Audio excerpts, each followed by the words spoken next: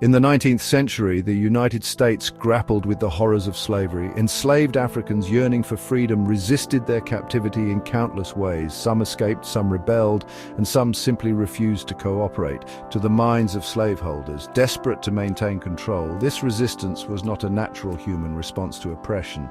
It had to be something else, something pathological. Enter drapetomania, a fabricated mental illness invented to explain why enslaved Africans dared to flee captivity. The very concept of drapetomania epitomizes the perverse logic of slavery and the lengths to which its proponents would go to rationalize the inhumane.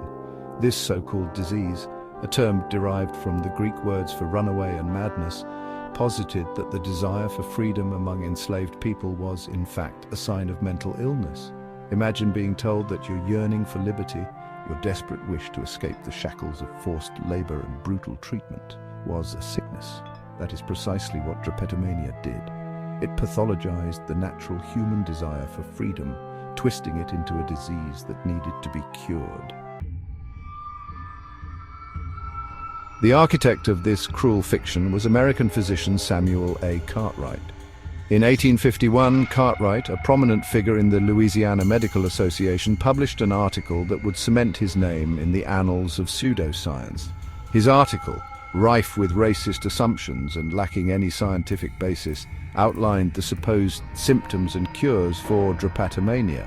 Cartwright claimed that enslaved people suffering from drapetomania exhibited specific behaviors: sulking, dissatisfaction, and a desire to avoid their masters. His diagnosis relied on the racist stereotype of black people as inherently lazy and unfit for freedom. He argued that enslaved people were childlike and needed the guidance and control of white slaveholders. Cartwright's cures for drapetomania were as inhumane as the disease itself. He recommended whippings, hard labor, and even the surgical removal of testicles as treatments for this fabricated affliction. His prescriptions were nothing more than torture disguised as medical practice, designed to instill fear and obedience in enslaved people. The impact of drapetomania extended far beyond Cartwright's writings.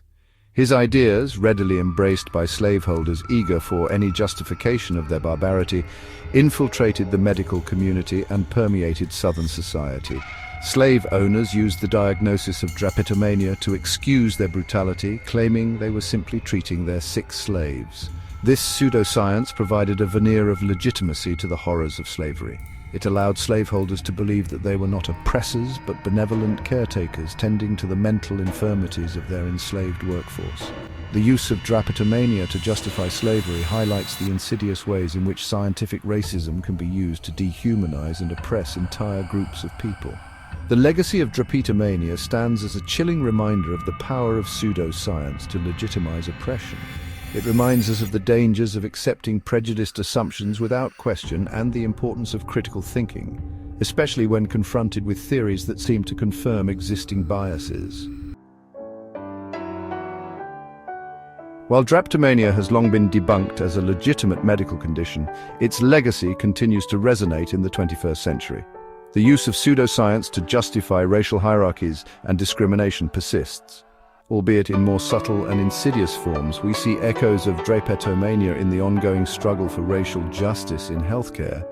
From disparities in pain management to the underdiagnosis of certain conditions in people of color, the medical field, despite its advances, still grapples with the legacy of racism and bias. We must remain vigilant in challenging these biases, demanding equitable healthcare for all. The story of drapetomania serves as a stark reminder of what happens when we allow prejudice to masquerade as science.